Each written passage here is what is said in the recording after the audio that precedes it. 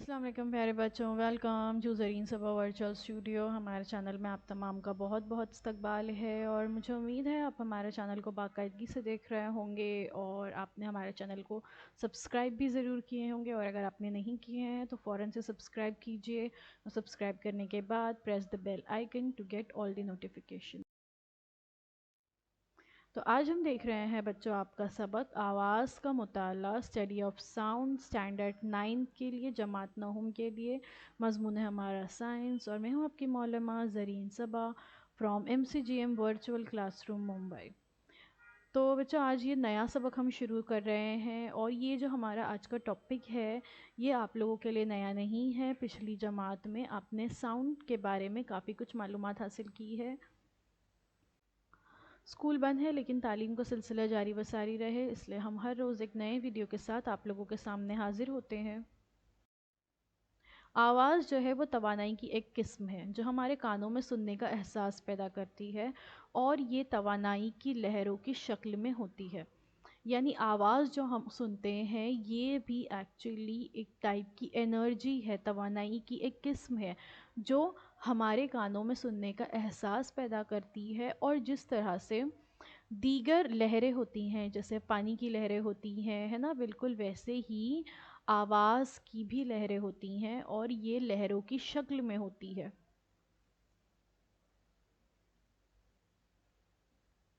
آواز کی اشاعت، آواز کے منبع سے آواز کی لہروں کا تمام سمتوں میں پھیلنا ہی آواز کی اشاعت یا پروپیگیشن آف ساؤنڈ کہلاتا ہے۔ یعنی آواز کا جو منبع ہے، جو اس کا سورس ہے، وہاں سے آواز کی لہریں جو ہے مختلف سمت میں پھیلتی ہے اور پھر ہم اس آواز کو سن پاتے ہیں، تو اسے ہی آواز کی اشاعت کہتے ہیں۔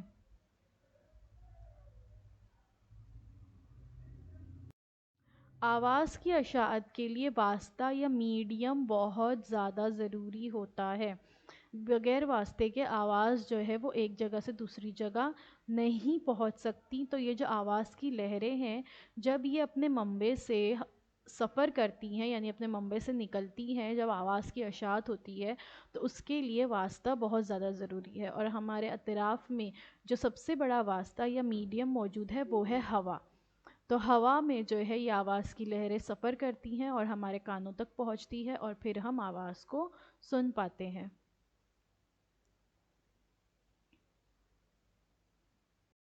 آواز پیدا کرنے کے لیے کسی چیز میں ارتعاش ہونا بہت زیادہ ضروری ہے، یعنی وائبریشن کا ہونا بہت زیادہ ضروری ہے۔ چیز جو بھی شے ہے جب تک وہ مرتعش رہتی ہے تو اس کے مرتعش رہنے تک، یعنی جب تک وہ وائبریٹ ہوتی ہے تو اس کے وائبریٹ ہونے تک ہمیں آواز سنائی دیتی ہے، اور جب یہ وائبریشن یا ارتعاش رک جاتا ہے تو اس کے رکنے کے بعد آواز بھی بند ہو جاتی ہے۔ ٹھیک ہے، جو بھی آواز ہم اپنے اطراف میں سنتے ہیں تو اس آواز میں جب وہ آواز پیدا ہوتی ہے تو اس کے لیے ارتعاش کا ہونا بہت زیادہ ضروری ہے۔ جس چیز کے ذریعے آواز پیدا ہوتی ہے اسے آواز کا منبع کہتے ہیں۔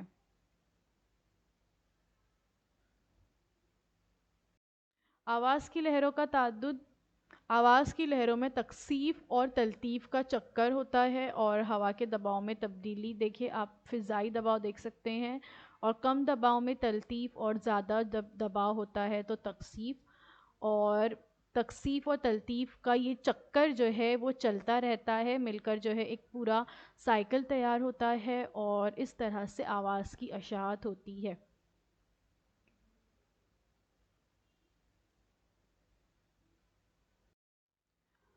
تو یہاں پر ہم دیکھ سکتے ہیں تکثیف اور تلطیف مل کر لہروں کا ایک چکر یا سائیکل تیار کرتے ہیں۔ دو شاخہ کی جو شاخیں ہیں ایک سیکنڈ میں جتنی بار آگے پیچھے ہوتی ہیں اتنی ہی لہریں ہوا میں ایک سیکنڈ میں تیار ہوتی ہیں۔ ٹھیک ہے، یہ ویو لینتھ آپ یہاں پر دیکھ سکتے ہو، یہ کیا ہے ہم آگے دیکھنے والے ہیں۔ آواز کی لہروں کی وجہ سے واسطے میں تکثیف یعنی زیادہ کثافت والا علاقہ اور تلطیف یعنی کم کثافت والا علاقے کی زنجیر تیار ہوتی ہے۔ ایسی لہریں جس میں واسطے کے ذرات کے ارتعاش کی سمت اور لہر کی حرکت کی سمت متوازی ہوتی ہے تو ایسی لہروں کو طولی لہریں کہتے ہیں۔ اور نیچے آپ لوگ دیکھ سکتے ہو طولی لہریں جو ہیں بتائی گئی ہیں۔ اس کے برخلاف ساکن پانی میں جب ہم پتھر کو پھینکتے ہیں تو پتھر پھینکنے کے بعد پانی کے ذرات اوپر نیچے ہوتے ہیں اور ارتعاش کرتے ہیں۔ کس طرح سے اس میں پانی میں لہر پیدا ہوتی ہے، بالکل ویسی ہی لہریں جو ہیں عرضی لہریں کہلاتی ہیں۔ یہ حرکت لہروں کی اشاعت کی سمت میں عموداً ہوتی ہے تو اسے عرضی لہریں کہتے ہیں۔ نیچے دیکھیے اگزامپل دونوں کی دی ہوئی ہے، طولی لہریں جو ہیں کس طرح سے ہوتی ہیں اور عرضی لہریں جو ہے کس طرح سے ہوتی ہیں وہ بتایا گیا ہے۔ کسی آواز کی لہروں کو ہم ترسیم کی صورت میں جو شکل یہاں پہ بتائی گئی ہے اس کے مطابق دکھا سکتے ہیں۔ آواز کی لہروں کی اشاعت کے دوران کبھی بھی دیکھیں تو ہوا میں زیادہ یا کم کثافت یعنی تکثیف یا تلطیف کے پٹے جو ہے پیدا ہوتے ہوئے دکھائی دیتے ہیں، اور جیسے کہ پہلی شکل میں بتایا گیا ہے کثافت میں ہونے والی تبدیلی جو ہے اس میں بتائی گئی ہے، دیکھ سکتے ہیں آپ لوگ۔ جبکہ دوسری شکل میں جو ہے دباؤ میں ہونے والی تبدیلی دکھائی گئی ہے، فضائی دباؤ جو ہوتا ہے اس میں ہونے والی تبدیلی بتائی گئی ہے، اور پہلی شکل میں کثافت میں یعنی جو تکثیف و تلطیف کے پٹے بنتے ہیں وہ بتائے گئے ہیں کم یا زیادہ کثافت کے۔ اور جبکہ کثافت یا دباؤ میں اسی تبدیلی کو جو دونوں کو جو ہے ایک ساتھ، پہلے میں صرف کثافت بتایا گیا ہے الف میں، بے میں دباؤ بتایا گیا ہے، اور الف اور بے کو ایک ساتھ جو ہے آپ نیچے والی ترسیم میں دیکھ سکتے ہو، کثافت اور دباؤ جب ایک ساتھ دکھائی دیں گے تو ایسے نظر آئیں گے۔ اوسطاً کثافت یا دباؤ جو ہے یہاں پر آپ لوگ دیکھ سکتے ہیں۔ تو یہ کیا ہے؟ آواز کی لہریں ہیں۔ آواز کی لہروں کو طول موج یا ویو لینتھ کو یونانی حرف لیمڈا سے ظاہر کیا جاتا ہے۔ جو یہ ویو لینتھ ہے تو طول موج کو کس سے ظاہر کیا جاتا ہے؟ یونانی حرف ہے یہ لیمڈا، اس سے ظاہر کرتے ہیں، جبکہ تعدد یعنی فریکوینسی کو یونانی حرف نیو سے ظاہر کیا جاتا ہے، اور ارتعاشی عرض یعنی ایمپلیٹیوڈ کو اے سے ظاہر کرتے ہیں۔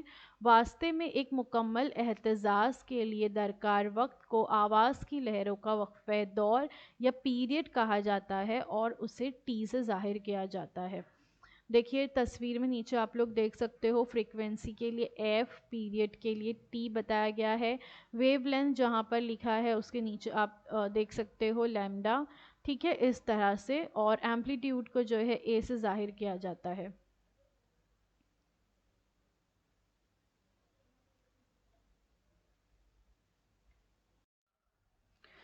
تعدد امواج کی قیمت پر آواز کی سطح یعنی پچ، آواز کی جو پچ ہے جسے آواز کی بلندی اور پستی کہتے ہیں، آواز کا اتار چڑھاؤ جو ہے متعین کیا جاتا ہے۔ آواز کی شدت کا انحصار جو ہے وہ ارتعاشی عرض پر ہوتا ہے۔ تناؤ زیادہ ہونے پر پیدا ہونے والی آواز بلند ہوتی ہے، جبکہ تناؤ کم ہونے پر آواز جو ہے پست ہو جاتی ہے، تو اس سے ہی جو ہے آواز کی بلندی اور پستی یا پچ جو ہے کہا جاتا ہے۔ جب فریکوینسی ہائی رہے گی، ہائی فریکوینسی پر ہائر پچ ہوگی، اور فریکوینسی لو رہے گی تو لوور پچ ہوگی۔ آپ نیچے دیکھیے تصویر میں بتایا گیا ہے، آپ لوگ دیکھ سکتے ہو، ہائر فریکوینسی پر جو ویو لینتھ کا پیریڈ ہے وہ کم ہو گیا، آپ دیکھ سکتے ہیں، جبکہ لوور فریکوینسی پر یا لوور پچ میں ویو لینتھ کا پیریڈ جو ہے وہ زیادہ ہو گیا ہے۔ تو تناؤ جو ہے زیادہ ہوتا ہے ہائر فریکوینسی پر تو آواز بلند ہوتی ہے، اور جب تناؤ کم ہوتا ہے، ویو لینتھ لمبی ہو جاتی ہے تو آواز پست ہو جاتی ہے، تو اسے جو ہے لو فریکوینسی کہتے ہیں یا لوور پچ کہتے ہیں۔ اور فار ایگزامپل یہاں پہ بتایا گیا ہے کہ ڈرم جو ہوتا ہے وہ لو پچ ساؤنڈ ہے، ڈرم جو بجایا جاتا ہے اس کی جو آواز آپ کو آتی ہے وہ لو پچ ساؤنڈ ہے، جبکہ وسل جو سیٹی بجائی جاتی ہے وہ ہائی پچ ساؤنڈ ہے، ٹھیک ہے۔ اس سے آپ کو فرق سمجھ میں آ جائے گا آواز کی بلندی یا پستی کسے کہتے ہیں۔ اب دیکھتے ہیں آواز کی رفتار یا سپیڈ آف ساؤنڈ۔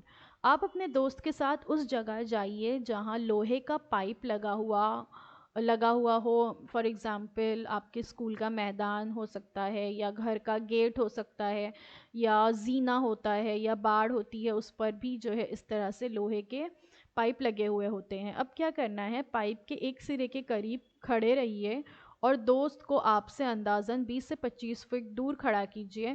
اب دوست کو پتھر سے ضرب لگانے کے لیے کہیے اور آپ پائپ کو کان لگا کر آنے والی آواز کو سنیے۔ پتھر سے پائپ پر ضرب لگنے کی آواز اور ہوا کے ذریعے آئی ہوئی آواز میں کون سی آواز آپ کو پہلے سنائی دے گی؟ ظاہری بات ہے جب آپ اس طرح سے کان لگا کر اس پائپ پر سنیں گے تو ہوا کی بنسبت لوہے میں سے جو ہے آواز، یعنی وہ جو پائپ ہے اس میں سے آواز آپ کو پہلے سنائی دے گی اور ہوا میں سے آواز آپ کو بعد میں سنائی دے گی۔ اگر یہ نہیں آپ کے پاس موجود تو آپ ٹیبل پر بھی کر سکتے ہو۔ ٹیبل کے ایک بڑا ٹیبل لیجئے، اس کے ایک کنارے پر آپ کا دوست کھڑا ہو اور دوسرے کنارے پر آپ جو ہے کان لگا کر کھڑے ہوئے۔ آپ کے دوست کو کہیے کہ وہاں سے ٹیبل پر وہ کھٹ کھٹ کی یا کوئی ہاتھ میں کوئی چیز لے کر ٹیبل پر آواز کرے، تو آپ کو ٹیبل سے آواز پہلے سنائی دے گی اور ہوا میں آواز آپ کو جو اپنے دوسرے کان سے آواز جو ہے وہ بعد میں سنائی دے گی، اور جو کان آپ کا ٹیبل پر ہے وہاں سے آواز آپ کو پہلے سنائی دے گی۔ تو اس سے یہ پتہ چلتا ہے کہ ہوا کی بنسبت لوہے میں یا لکڑی میں آواز جلد سنائی دیتی ہے، یعنی ہوا گیس کے مقابلے میں ٹھوس میں آواز کی رفتار زیادہ ہوتی ہے۔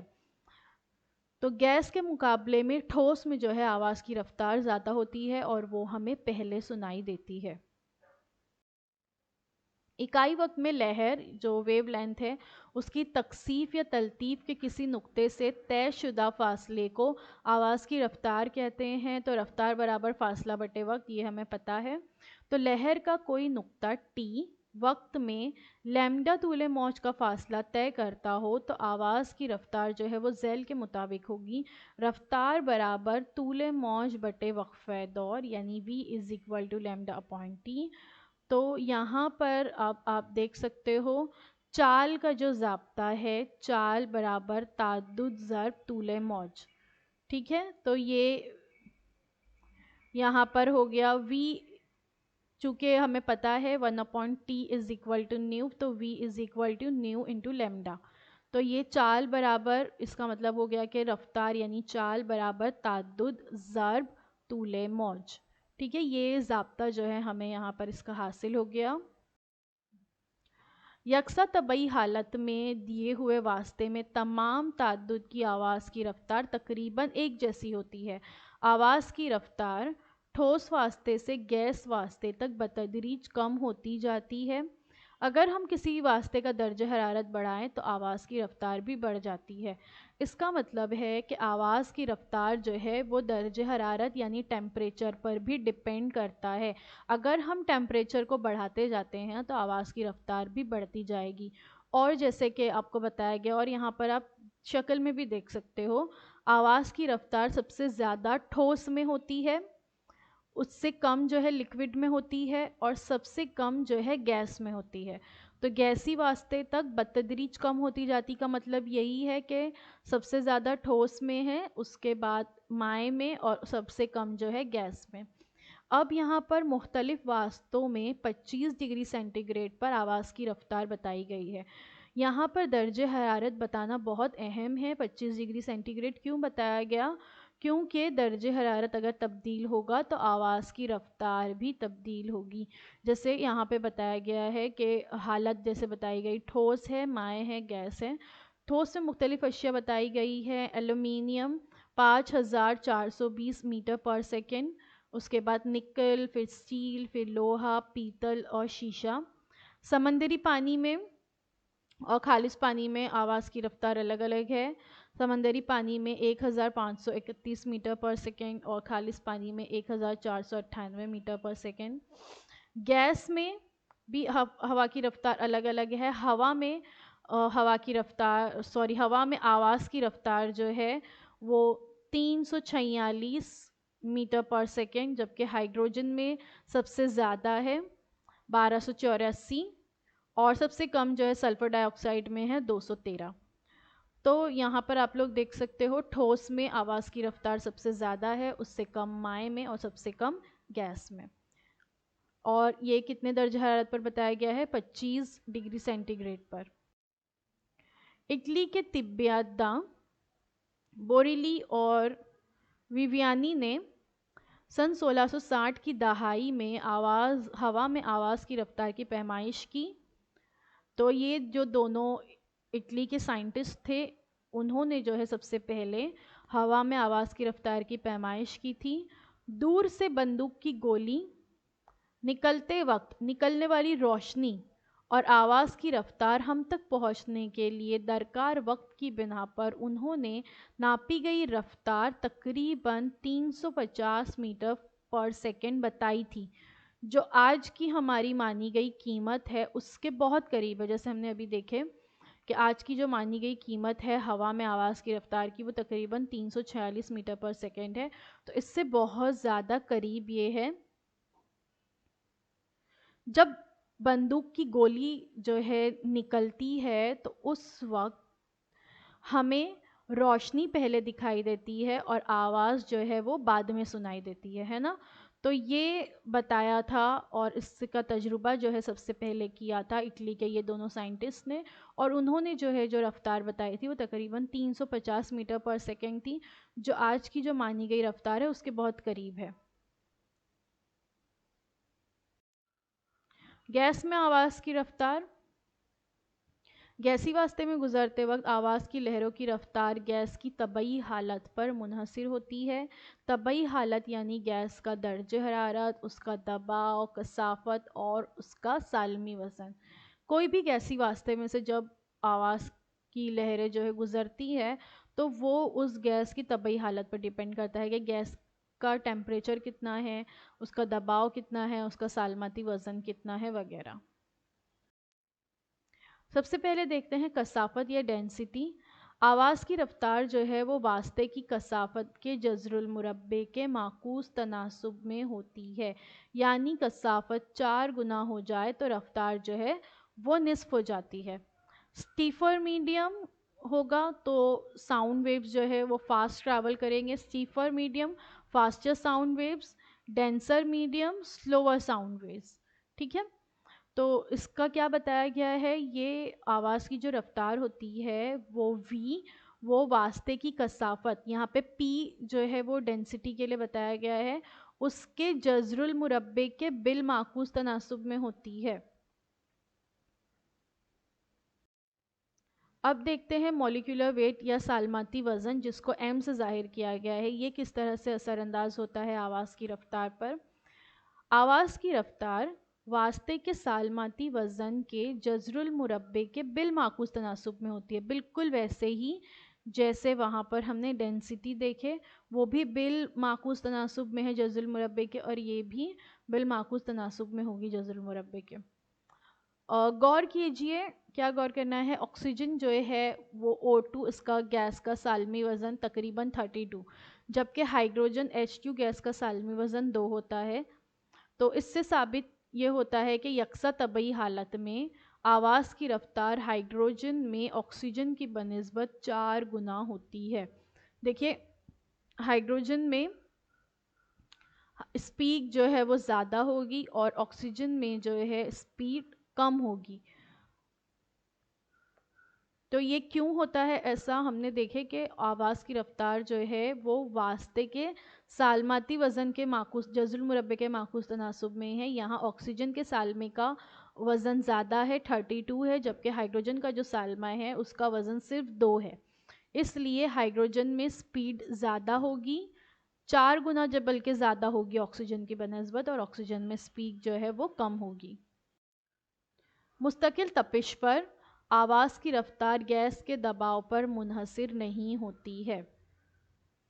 جب تپش مستقل ہے یعنی ایک جیسی ٹیمپریچر جو ہے وہ ایک جیسا ہے تو آواز کی رفتار جو ہے وہ گیس کے دباؤ پر منحصر نہیں کرتی.